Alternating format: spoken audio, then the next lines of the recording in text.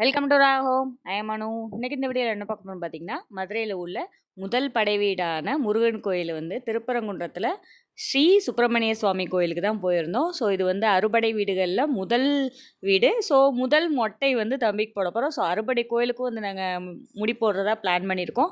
So தம்பிக்கு வந்து முதல் முடி வந்து திருப்பரங்குன்றத்தில் போட்டோம். ப்ளஸ் வந்து எங்கள் வீட்டிலேருந்து ஒரு 6 கிலோமீட்டர் டிஸ்டன்ஸில் தான் கோயில் இருக்குது. ஸோ அதனால் எங்களுக்கு ஈஸியாகவும் இருந்துச்சு. ப்ளஸ் மாசி சிவராத்திரிக்கு நாங்கள் கோயிலுக்கு போயிருந்தோம், எங்கள் குலதெய்வ கோயிலுக்கு.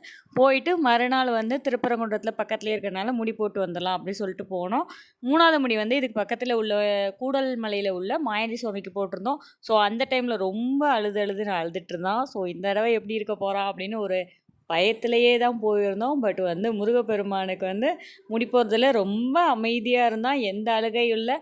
ஒரு 5 மினிட்ஸில் வந்து முடி போட்டுட்டு வந்துட்டோம். ரொம்ப வந்து எங்களுக்கே ஆச்சரியமாக இருந்துச்சு. ப்ளஸ் வந்து பார்த்திங்கன்னா, முருகன் நம்ம கூடவே இருக்கிறாரு அப்படின்ற மாதிரி எனக்கு அப்பப்போ வந்து சொல்கிற மாதிரி இருக்கும். பட் வந்து இது எத்தனை பேர் உணர்ந்திருக்கீங்க அப்படின்றது தெரில. பட் நான் வந்து நிறைய டைம் உணர்ந்திருக்கேன்.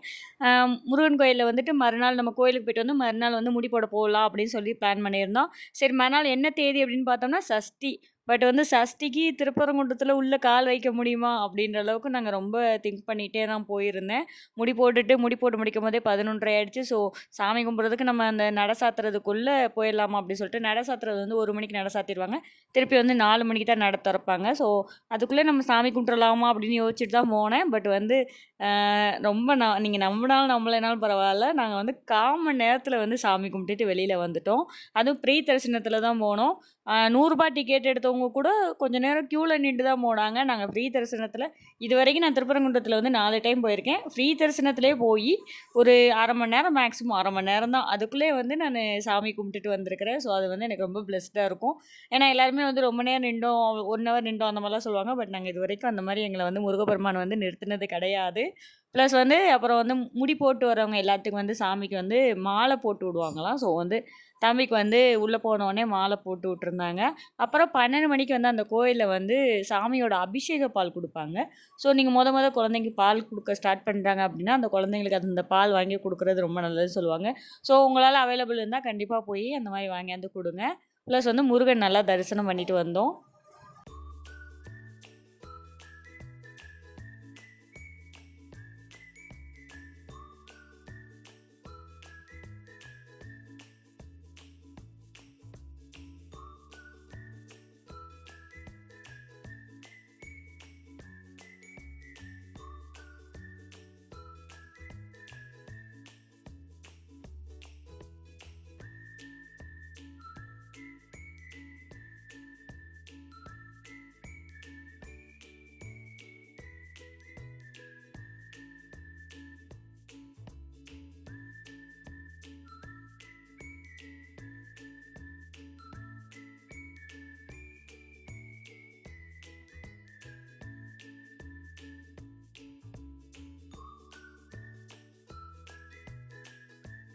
ஸோ முடி போட்டு முடிச்சுட்டு இங்கே வந்து பணம் கட்டுறது அந்த இதெல்லாம் இல்லை. முடி போட்டவங்களுக்கு நம்ம கையால் எவ்வளோ கொடுக்குறோமோ கொடுத்துர்லாம்.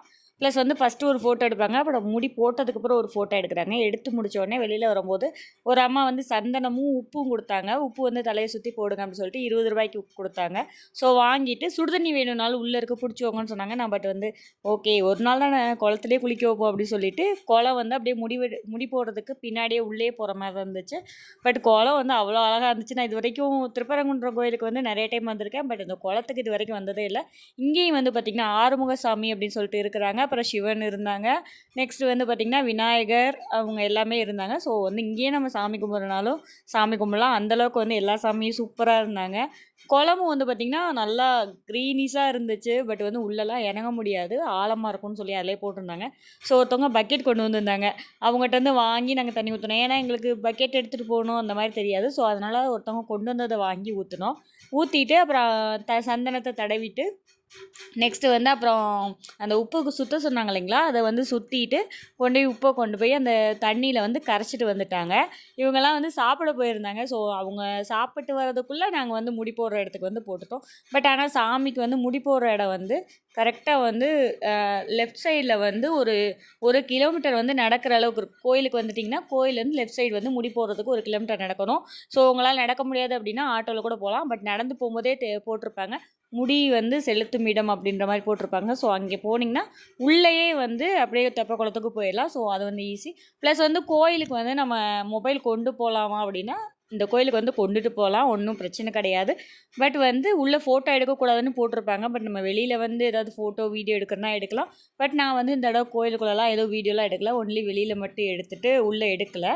நெக்ஸ்ட் வந்து இந்த கோயிலில் வந்து முருகன் வந்து தெய்வானையை வந்து கல்யாணம் பண்ண கோயில். ஸோ அவங்க வந்து அதே மாதிரி பாண்டியர்கள் வந்து இது வந்து குடைவரை கோயிலாக கட்டியிருப்பாங்க. ஸோ சிலையெல்லாம் வந்து பார்த்திங்கன்னா அந்த மலையிலேயே வந்து செதுக்கி சாமி வச்சுருப்பாங்க, அழகாக இருப்பாங்க. உள்ளே வந்து 3 சாமி இருப்பாங்க, துர்கா தேவி இருப்பாங்க, அப்புறம் வந்து முருகப்பெருமானும் தெய்வானையும் இருப்பாங்க, நெக்ஸ்ட் வந்து விநாயகர் இருப்பாங்க. அந்த 3 கருவறையில் வந்து இந்த 3 சாமி இருப்பாங்க. ஸோ அப்படியே வந்து சாமி கும்பிட்டு வெளியில் வந்து நான் இந்த சட்கோணம் அந்த இது மட்டும் வாங்கிட்டு வந்து 170 ரூபா சார்ஜ் பண்ணாங்க. இது போன்ற வீடியோக்கள் தொடர்ந்து பார்க்க நம்ம சேனலை சப்ஸ்கிரைப் பண்ணுங்கள், லைக் பண்ணுங்கள், ஷேர் பண்ணுங்கள். தேங்க்யூ ஃபார் வாட்சிங்.